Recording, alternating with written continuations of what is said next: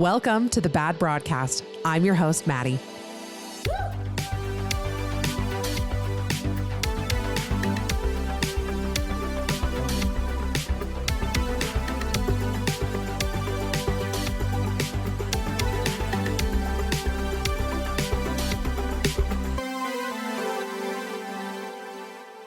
Hello, everybody. Welcome back to a new episode of the Bad Broadcast. My name is Maddie.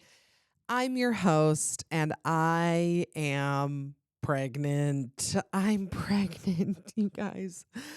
It's been a whirlwind few months since we found out, and the holidays, and being so sick at the beginning of this pregnancy, and it's been a journey. So I thought this episode we would just dish. I would update you guys on everything pregnancy related. And I want to say right up top, if consuming pregnancy content is at all painful for you, or you don't want to see it, you're not in a place that you can hear about it, I beyond understand. Hopefully it didn't even cross your mind that it would hurt my feelings or anything like that, because it absolutely won't. Please take care of yourself. If if you're in the throes of infertility, of loss, of whatever it might be, and you just need to skip stuff like this, if you need to block me, whatever it is, you just take care of you.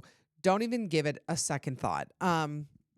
Just wanted to say that. I also wanted to say two things that I will not be sharing at any point over the course of my pregnancy. Like maybe after, I guess after, it won't really matter, but I'm not going to share my doctor. People will ask me that, and it's just, it would shock you the way things get weird when you start to, share those types of details. And also my due date. I will not be sharing my due date. I did this with Coco as well. I didn't share my due date just because, people zoom in on things, and then it's like counting down to your due date, and people are getting really invasive, or anyway, it's just, I have decided to set those two boundaries: no due date, no doctor sharing.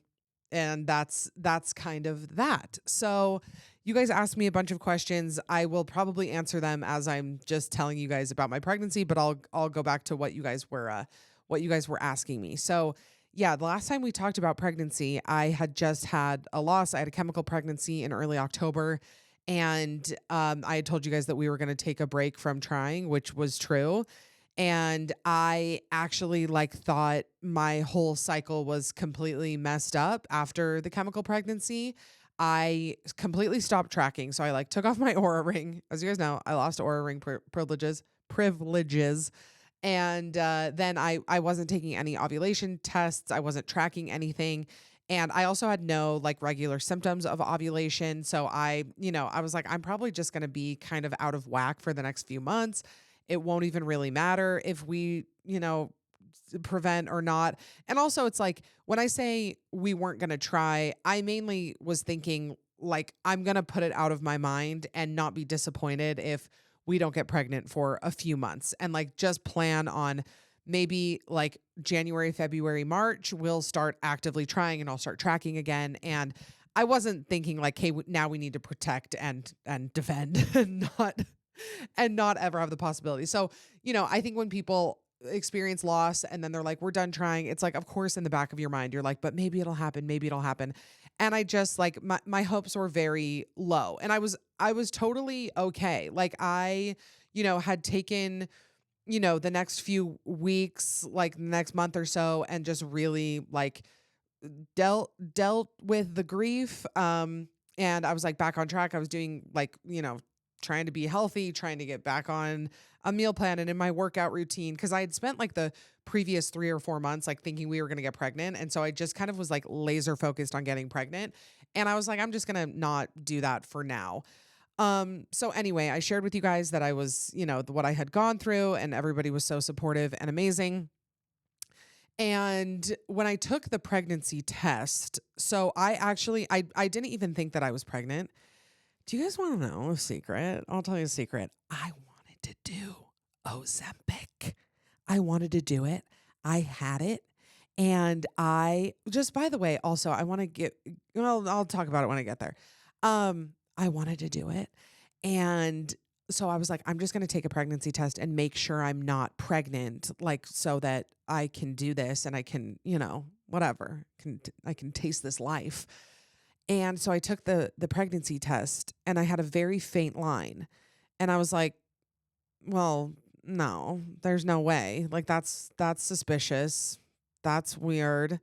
And so I came out and I told Gray, and because of what we had gone through the month earlier, I was like, well, I don't think this is like, it was not a big celebration. It wasn't like, oh my gosh, we're pregnant. I was like, okay, let's like wait a little bit. And like in the back of my mind, I was like, could this be like residual, like HCG in my blood or in my pee? Like, I don't know, because which I knew obviously it wasn't, because after I had gone to the ER, I told you guys that whole story. I had taken several pregnancy tests like in the following days just to see if they came back positive, and maybe I was still pregnant.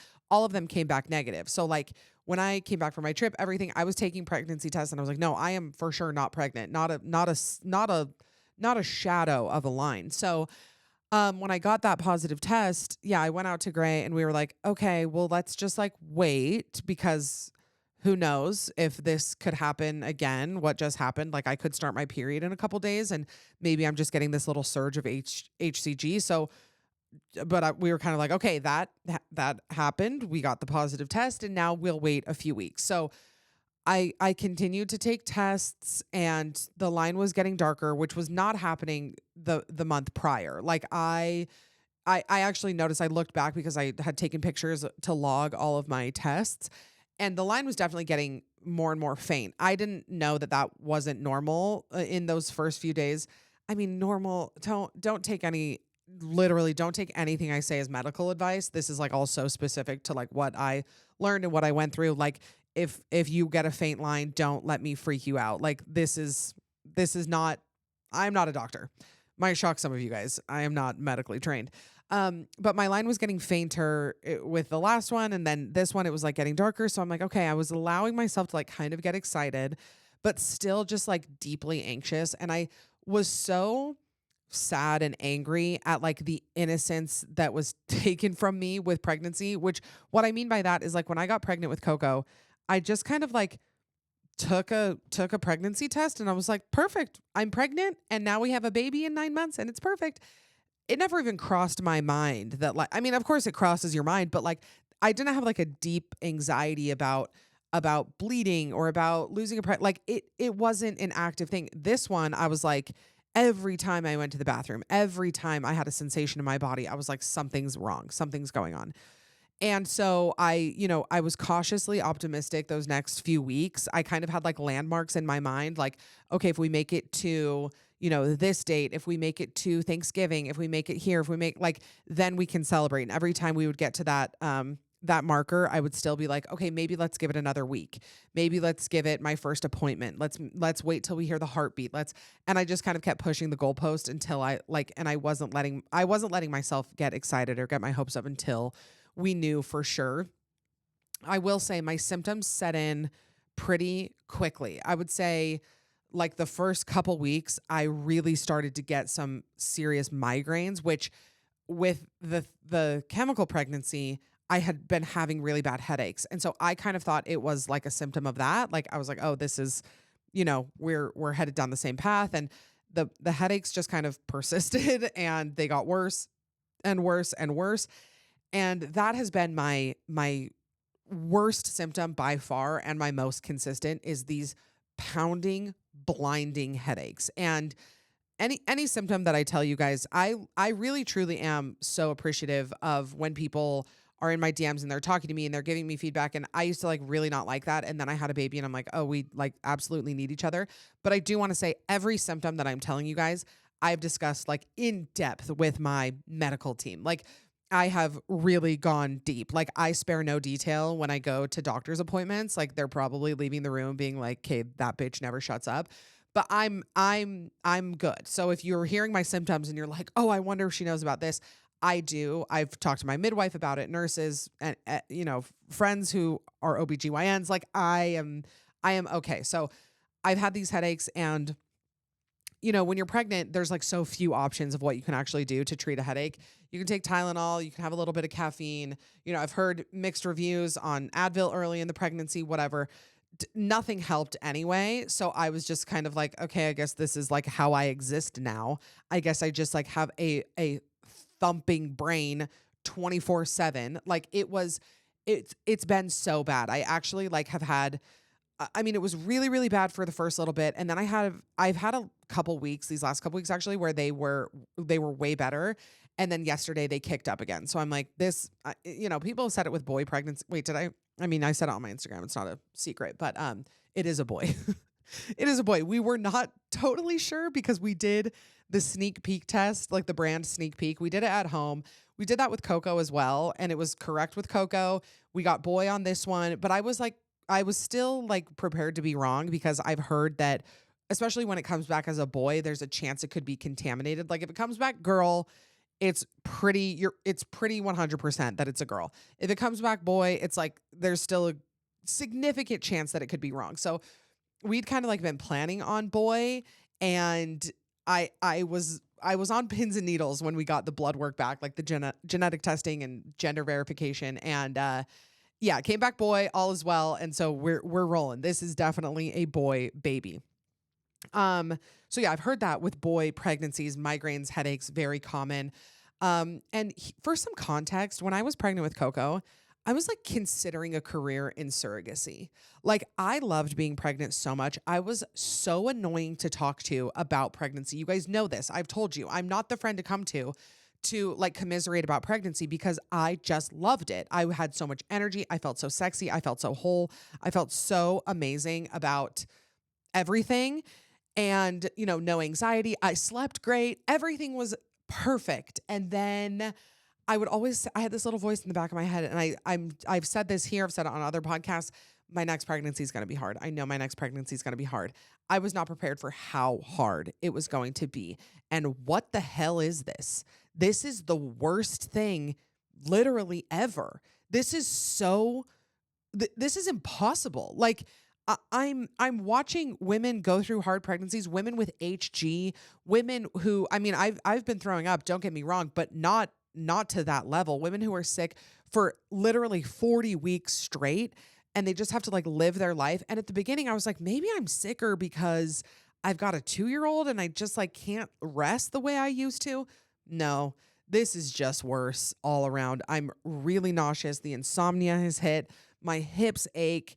My boobs are a size that should be studied by science. I mean, I can't believe it. I also put on weight way faster.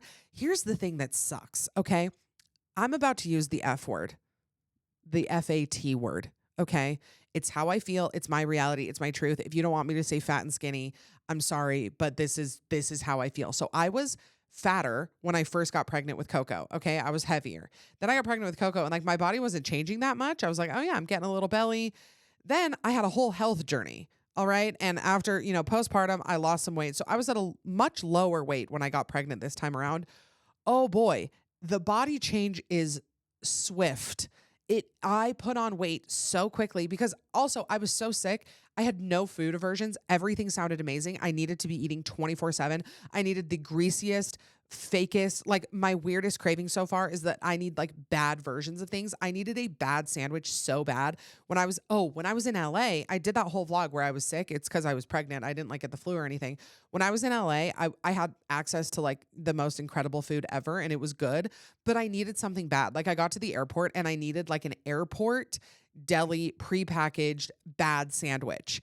And Claire called it my Fire Festival sandwich craving. But like good food like sounded too wet. It sounded like too flavorful. I needed something dry and kind of gross. Like, and I needed to be eating all the time. So I'm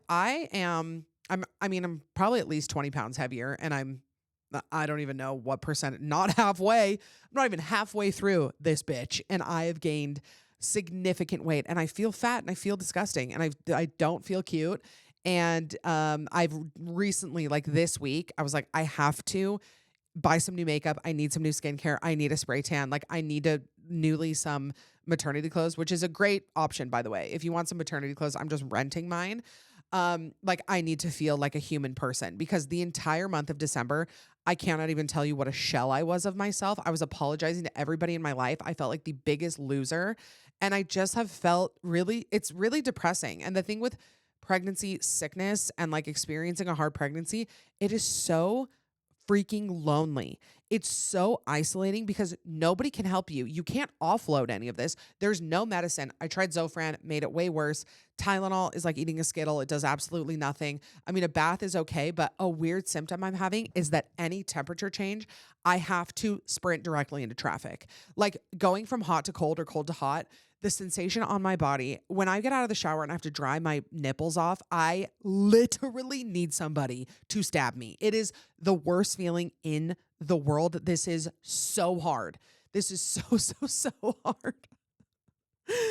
And like, I'm sorry. I know I'm truly just hardcore complaining in this episode, but it's my truth. It's been really hard. And like, I'm so sorry for any time that you've heard me talk about pregnancy and like enjoyed it.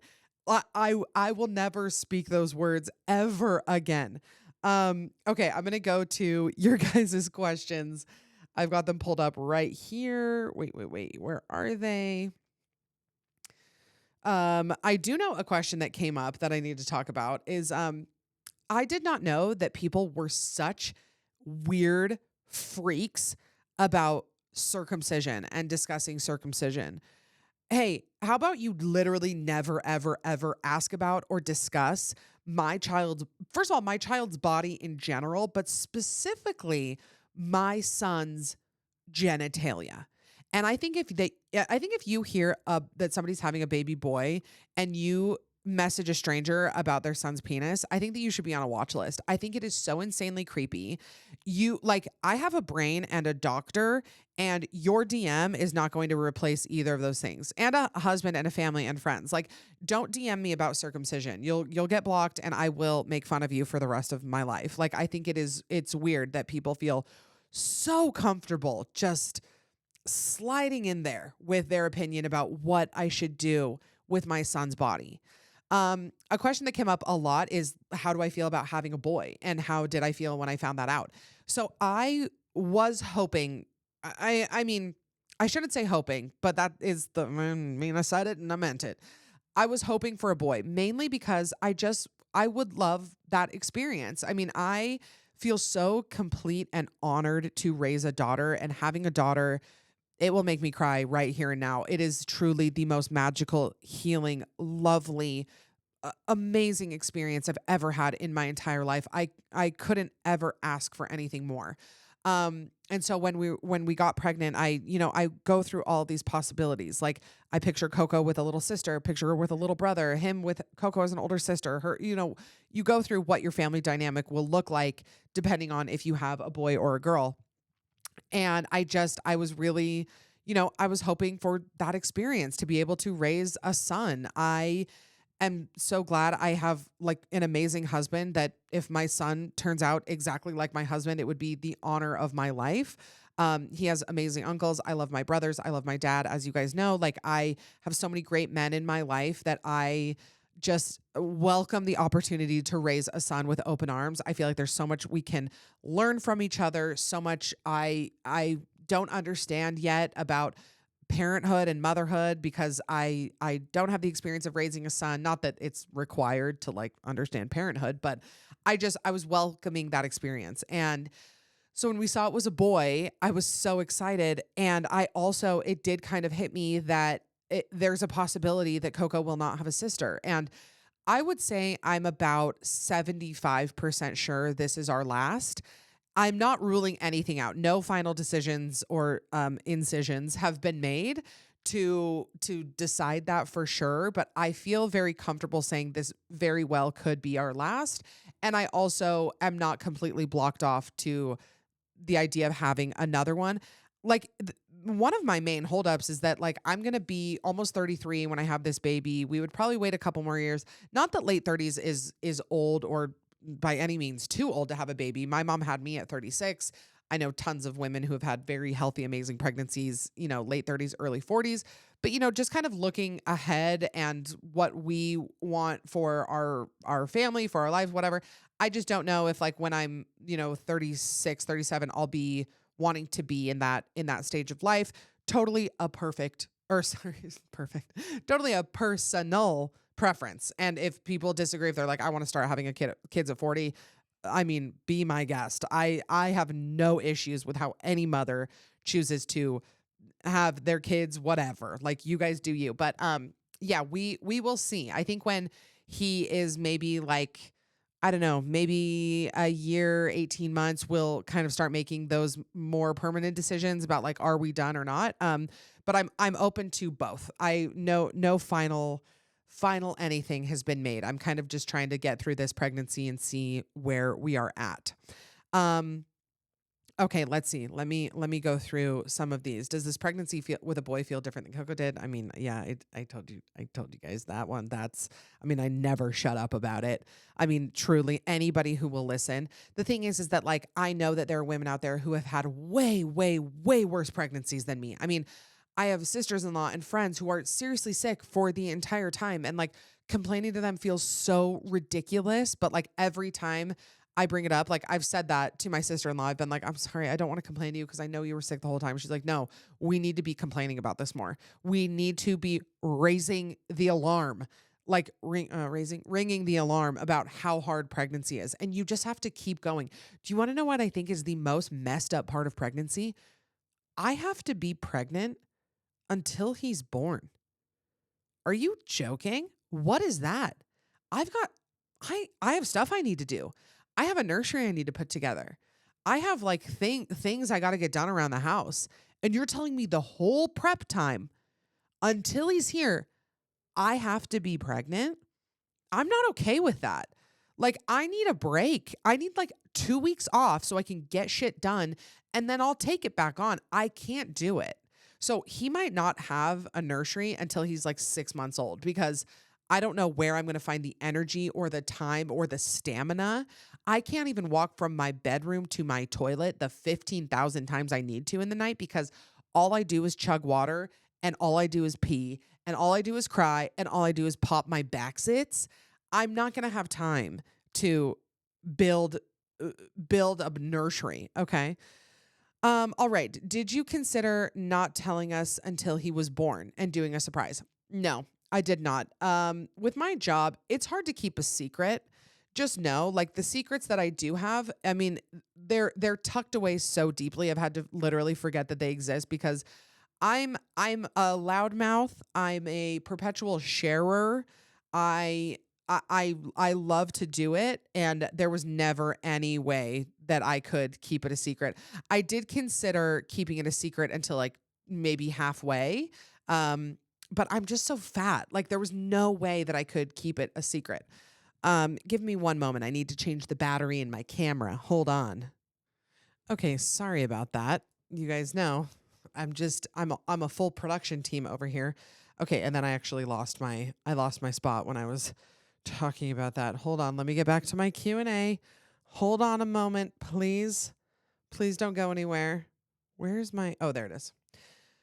I really wanted to do like a cute announcement photo shoot, but like, again, I feel so gross. Like it takes everything in me to like wake up and get makeup on. And I couldn't do it. We set up Lens Buddy and sat on the stairs and that was all I could do.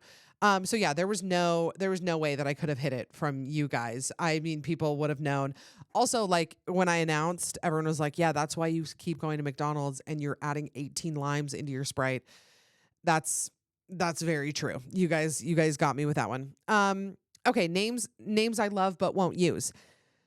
Here's my thing with boy names. This is like my hottest take, I think, with having a boy. I find boy names way easier, like so much easier than girl names.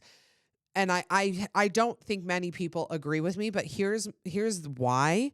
It's because I think that like the classics, the boy name classics are stronger than like the girl name classics. And for example, I mean, we're not going to use any of these names, but like the name Will, the name Sam, the name Benjamin, like all of those are like phenomenal boy names that I definitely considered a handful of them. The classics for girls, like kind of the current classics that are more like Olivia and like Ava, or I don't know, the ones that are just kind of, they've been on the top 10 for a really long time. Like those don't hit as hard for me. So I just think there's more options of like really good solid boy names. I also, when I was naming a girl, I like wanted it to describe her. I wanted it to be a big part of her personality. I just think that, I mean, I'm totally generalizing here, but I think that girls, like their name is kind of a part of them. Like, I don't know, you picture a little girl's room and it has her name on it. Like I picture a little boy's room and I don't see his name like up on the wall. I just think that like a girl name is more intertwined with like who she is. And I think a boy name, like it's just, I don't know, it's not. Maybe I'm totally wrong, but I have really loved yeah, a lot of those like really strong. I think we will go with something not insane, definitely less unique than Coco. I think Coco is probably I mean, her name's Cosette, and I think that that is like, it's not a wacky name. I mean, you guys have all heard the name Coco. I mean, I know you guys know a poodle named Coco, but I don't think we'll go quite that unique. I think we will keep it kind of, it's going to be a name you've heard. It's going to be, I mean, we haven't decided. We have like 3 that we really love. We just kind of rotate between them. We call him that name like for a week and we see if it sticks. And then, you know, maybe another one will pop up. Who knows? But yeah, oh, this is interesting. Oh, I totally forgot to talk about this. I'm looking at this question. I'll go into this. But somebody asked me if I am planning to hypnobirth again and what my hopes and dreams are for my labor and delivery.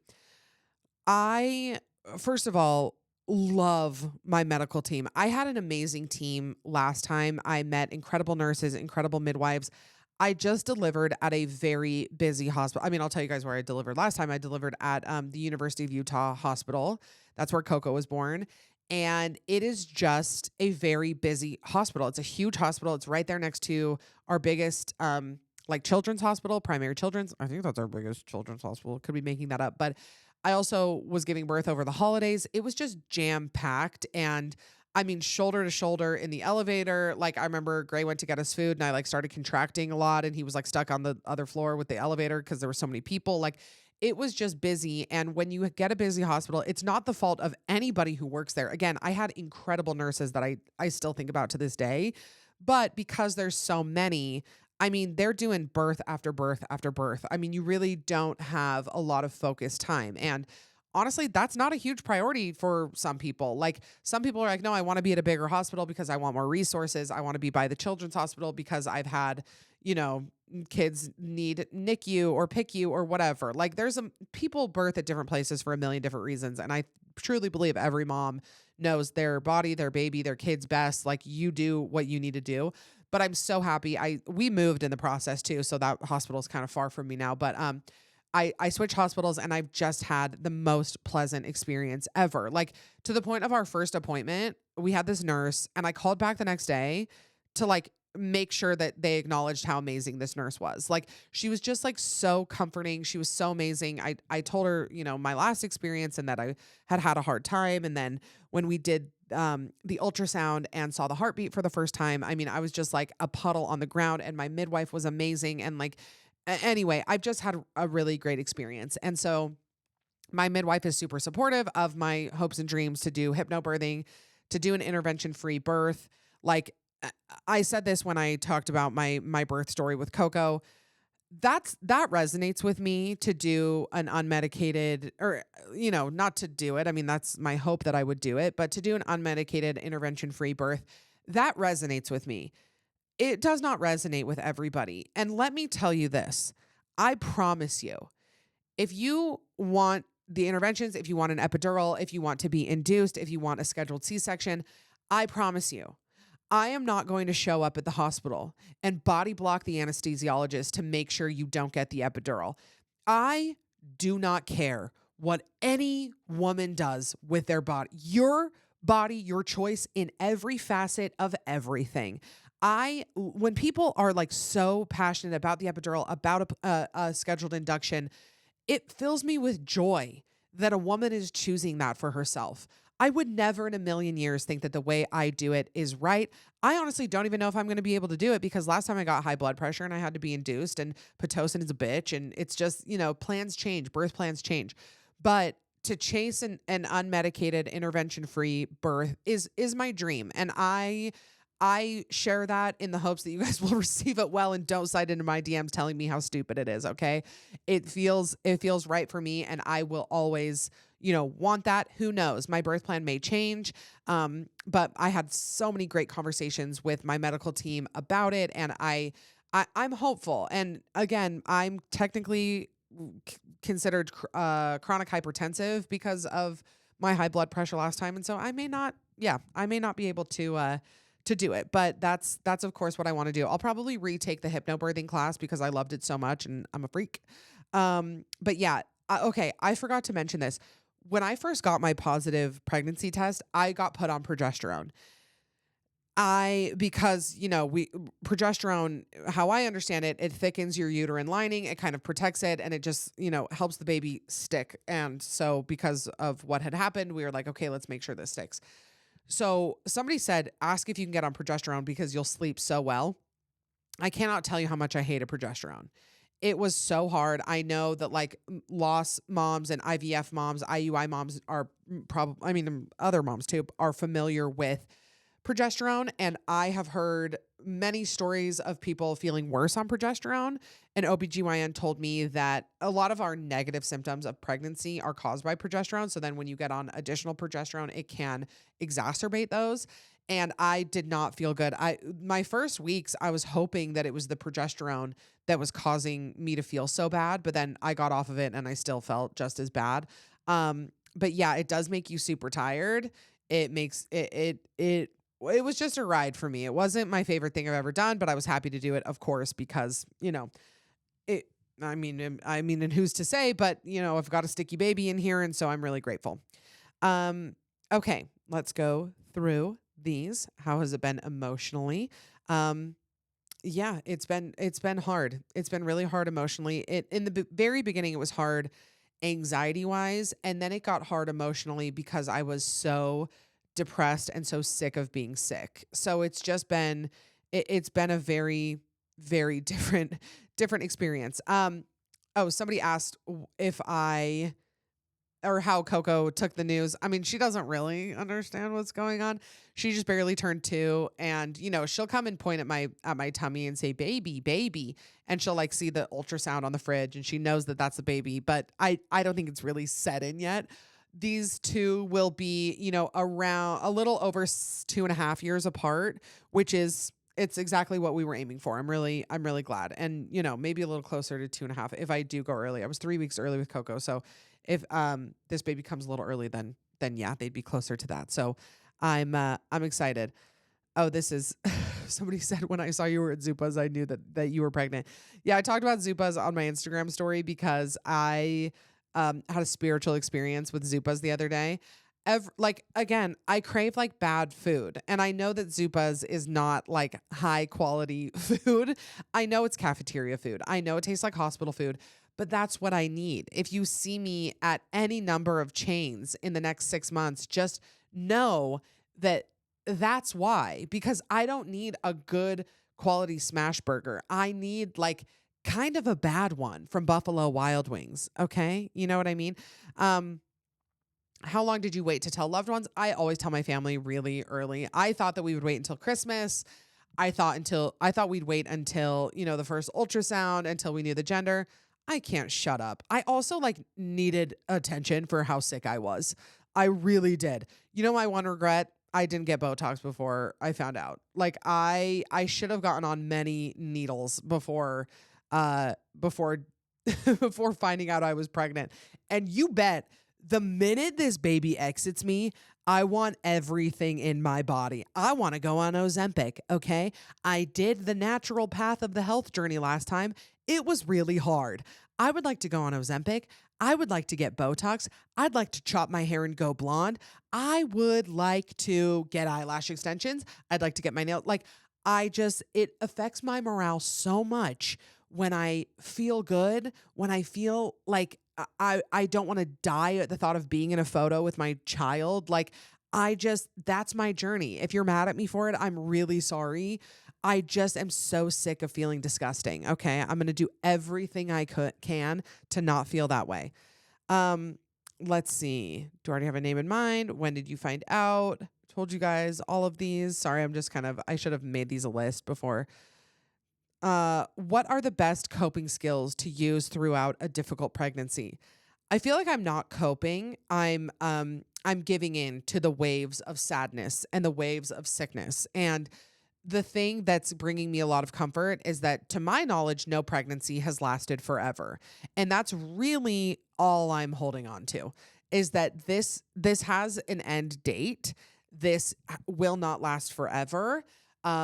It's okay to just kind of sulk. Like, I'm fully letting myself sulk. I'm letting myself let Coco watch a million shows a day. We have no screen time limit.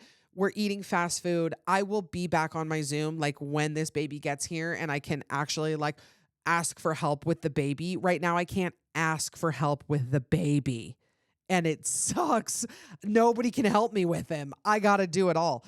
Somebody asked if my belly is growing. Yeah.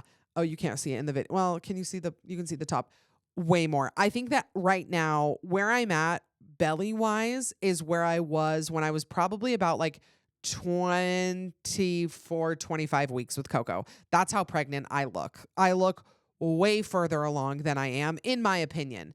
And I think like when I started showing, like my first sign of a bump was like a 15-week bump. Like, and that was at 6 or 7 weeks. Like, I'm 2 months ahead on my bump.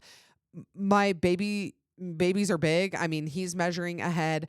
Coco was a really big baby. She was 8 pounds at 3 weeks early. So I assume he's going to be a big kid. Who knows? I mean, I'm big.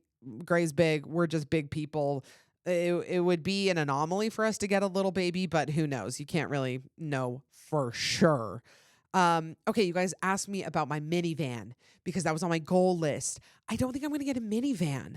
I haven't ruled it out. I need to go test drive a couple, but I am going to get a bigger car. I definitely need a bigger car. I hate my car. Let me know your guys' feedback. I know everybody has a lot of feelings on mom cars, but I'm open to like a Honda Pilot. I'm open to a Telluride. I'm open to a Suburban, bitch. I don't care. I want something big and safe and good and easy to drive. So let me know. I know you guys will. And this I'm asking for feedback on. Don't talk to me about my son's penis, but do talk to me about what your favorite mom car is. Okay. Actual cravings. Yeah, I told you guys bad food. And I'm just thirsty. I'm super thirsty. I pee so often. I have an insatiable soda craving to the point of where I've actually had to cut myself off. I was drinking so much Diet Coke and so much Fresca. I had to call it. I had to just say this is too much.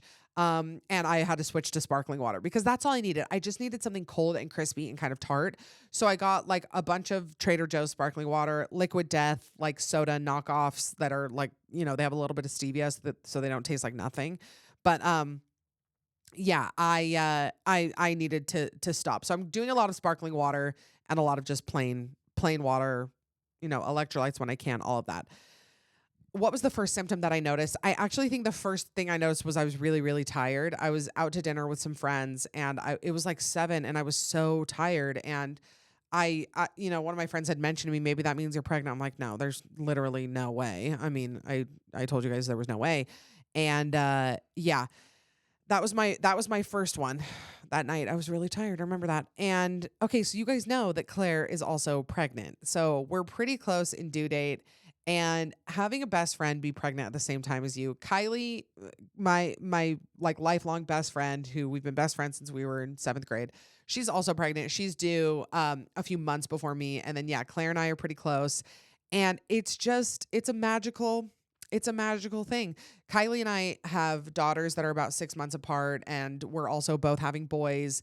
And so that's been really special because we spend a lot of time together. We're like kind of the only two of our group of friends that have daughters in that same age. Like, we had kids like a couple years after most of our friends. So we're very much in the same phase, and she's like my guru. And so I'm really excited to do the newborn phase with her this time around. And yeah, having Claire to just like bounce complaints off of and talk about, our summer babies and how excited we are for them to be here, and just like it's been really amazing. And that is the one thing that has made this experience so much less lonely, is having friends going through this.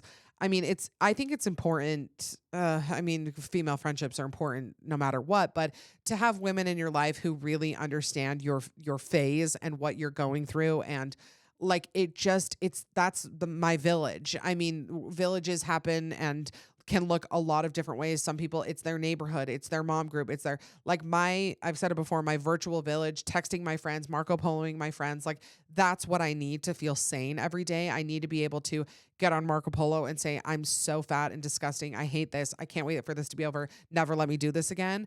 And have them be there with me and feeling it. And I mean, I'm so thrilled and honored. And I wasn't sure if it was going to happen. I mean, I felt this way with Coco because I, had just gotten divorced and I had just met Gray.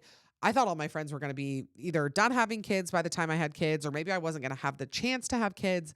And the fact that now I can be in this motherhood stage with them. I mean, I look at my friends in awe. I very much feel like my friend's little sister when it comes to having kids. They're all a few years ahead of me in their motherhood journey. And I ask them so much. I need them so much. And I couldn't be happier. Okay, let's see. A lot of due date questions. Somebody asked, are the gender wives' tales true or false? Mine have all been true. I mean, the Chinese calendar was right for Coco and right for this little guy. And also a lot of the symptoms, like I saw like a wives' tale, like symptoms sheet. Obviously it's not 100%, but for sure, like I saw headaches on the boys' side and I was like, oh, okay. There's some truth to this. I never did, the ring with the string over your palm. I never did that. And if I did, I don't remember what it was. Okay. Let me see if there's any more that I need to answer. I'm trying to think. Anything else you guys asked me? We talked about names. Oh, you guys asked me names that we're not using. I mean, there's a handful of like family names that I really love that I can't use because my siblings have used them, which is a big bummer. It's just my lot in life. I'm the youngest of 8. Everybody has 4 kids. I mean, it's slim pickings over here because basically every name I love, they've got a cousin named that. But I feel like I have a list here. I sent you guys I sent somebody a list of girl names that I love that we would have used this time around. I'll just rattle these off. These are girl names. Louise, Bernadette, and call her Birdie. I think if this was a girl, I would have named her Birdie. Bonnie, Etta, Delilah, June, Gemma, Willa, Maeve, Daisy, Mabel, Della, Leona, call her Leo. I don't like Leo for a boy, but I really like it for a girl. Matilda, Daphne, Tallulah, Winnie, Beatrice, Blair. I loved Loretta. Oh, I'm looking through this. These are like the names I was adding on the way to the hospital. Yeah, those are like the girl names that I really love. And then boy names, let me see if there's any that I can share. I also like feel so dumb like saving my names because it's like literally who cares. I thought about this with like I was like, should I wait and announce that it's a boy or should I just do it at the same time? Like I went back and forth and I was like, literally who cares? Who cares? Say it's a boy. No one cares. Okay, yeah, all of these names are like definitely still in the running. So I'm going to wait to share those. As I'm like literally nobody cares, but my names are under lock and key. Anyway, so there's my rundown, how I'm feeling, what's going on over here. And, I may be feeling like shit, but I am beyond grateful. I'm beyond excited. I feel so, so, so lucky. Being a mom is the greatest thing that's ever happened to me. And raising these little people into the world, like it's the honor of my life. Like I love to watch Coco. I'll cry about Coco now because she just seems so big and she's so smart and she's so lovely and she's so kind. And I adore every little piece of her. And, of course there's a part of me that feels like, oh, am I going to lose time with Coco? And is this the right thing or whatever? But I just have such positive relationships with my siblings. It was never a question of if I was going to have more.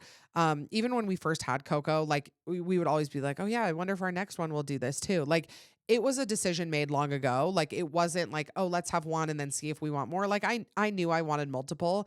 And I won't lie, like part of me thinks we'll have one more. That part feels very foggy. Like, I don't know, one more, 2 more, who knows? Well, wait, We will not have two more after this. He's either the last one or we'll have one more. But I love having siblings. It was such an enriching experience for me, which is not the case for everybody, of course. And, before we end, I know I've said it several times through the episode, but like, however you choose to parent, whatever your motherhood journey looks like, I don't judge it. I hope you don't judge mine. Like this shit's so hard. It is impossible to know if you're doing a good job. I feel like I'm failing every day. I'm adapting every day. I'm trying to do my best. I love my role as a mom, and I feel honored to get to raise these people. So, yeah, I love you guys. Thank you for being here. What a ride, man. 6 years ago, who knew I'd be on my second kid and second husband. But I love you. Thank you for being here. Let me know if you guys have any other questions.